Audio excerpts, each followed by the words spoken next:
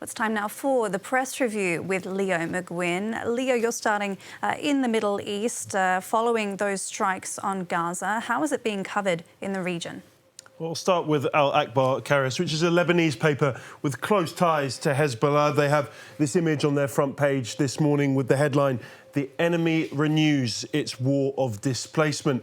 Over in Saudi Arabia, Arab News publication, which is government-backed, telling us that the world is no longer buying Netanyahu's rhetoric. They say that the Israeli Prime Minister might think that he can convince the world of the validity of his approach on Gaza, but now even Israelis, most Israelis, don't even believe it. While the targets of the latest attacks were supposedly Hamas leaders, they say the reality is that women and children bore the brunt once again. The Middle East Eye, which is a Qatari-backed publication based in London, have this editorial just as critical, saying that the latest massacre obliterates any remaining Western claims of moral leadership. The attack shows that no US-backed ceasefire is worth the paper that it's written on. This piece notes that for Netanyahu, the timing of these attacks was everything. On Tuesday, he was due to appear in court on multiple corruption charges, tightening a noose around his political neck, they say. But the renewed war gave him an excuse to tell the court he could not attend. This article ends by strongly criticising UK Prime Minister Keir Starmer. They say that Starmer's Britain is fully complicit in allowing Israel to commit genocide in Gaza, and the sanctity of international law no longer means anything to the former barrister who made his name in human rights. Well, that's the papers in the Arab world. What about in Israel, Leo? A different tone completely, as you'd expect. This is Israel-Hamas, which is the country's most read newspaper. They say the goal of the attacks was to bring Hamas to the negotiating table, with the attacks apparently serving as a warning. Interesting to note that there is some criticism for Netanyahu and his government in this piece. They say Israel also bears responsibility, having chosen not to negotiate the second phase of the deal. That's a stance that the Jerusalem Post don't necessarily agree with. They have this editorial accusing Hamas of manipulation tactics. Their notion of a Ramadan ceasefire, they say, was nothing more than a ploy. Hamas believing that they could exploit the holy month to pause hostilities and Israel would succumb to international pressure. I'll finish with Haaretz, a left-wing newspaper often critical of the government. They have a completely different tone, telling us that there's absolutely no justification at all for Israel to resume the war in Gaza. Renewing the war certainly won't bring the hostages home, they say. Indeed, it could actually endanger their lives. It's difficult, they say, to find even a shred of justification for the decision to renew the war. A war of choice, they say, not a war of survival.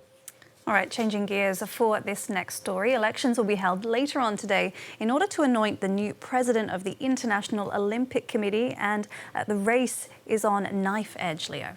It really is, and French sports daily L'Equipe have this full preview in their newspaper this morning, bringing us through all the runners and riders. According to them, Spaniard Juan Antonio Samaranch is the favourite. He's the son of former president and also the current vice president, so really has the pedigree to be named as 10th president of the IOC. The paper notes that Kirsty Coventry also has a good chance. A Zimbabwean ex-Olympic gold medalist will be the first ever woman to hold the position. The Guardian focus on the British nominee, Sir Seb Coe. Famously, he brought the Olympic Games to London in 2012. He feels he has the momentum ahead of this afternoon's votes. He also has the backing of big names such as Mo Farah and Usain Bolt. New York Times have this really interesting long read on the elections this morning. The campaign has turned increasingly harsh, they say.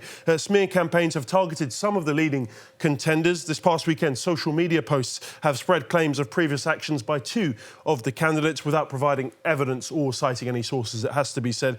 Many of the attacks have been anonymous or private, but not all. In the UK, The Times published a profile of Samaranch with a headline calling him fascist son and a friend of China. His father long ago supported the Franco dictatorship, and two Chinese IOC members are on the board of a foundation named after his father. Coventry, on the other hand, has been dogged by claims that she is being backed by a departing leader, Thomas Bach.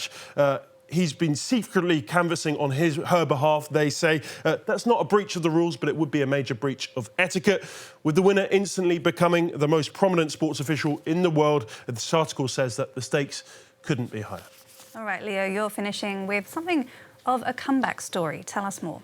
A bulbous head, loose, flabby skin. Not talking about myself, I'm talking about the blobfish. It lives in the deep sea, mainly off the coast of Australia and New Zealand. Once described as the world's ugliest animal. I'll show you a close-up. Maybe you can see why. But now, as you say, Karis, the comeback is complete. As you can see in this Otago Daily Times piece, a local New Zealand paper, the blobfish has been named Fish of the Year. Blob is beautiful, the paper says. It topped an annual poll, winning almost 1,500 votes out of 5,000. The organiser said that the blobfish unconventional beauty helped to get over the line. The winner's late run benefited from a backing by two prominent New Zealand radio hosts who encouraged the listeners to vote for the blobfish. They said the animal has been bullied its whole life and it was time to have its moment in the sun. I think we can all appreciate that. And remember, Karis, blob is beautiful.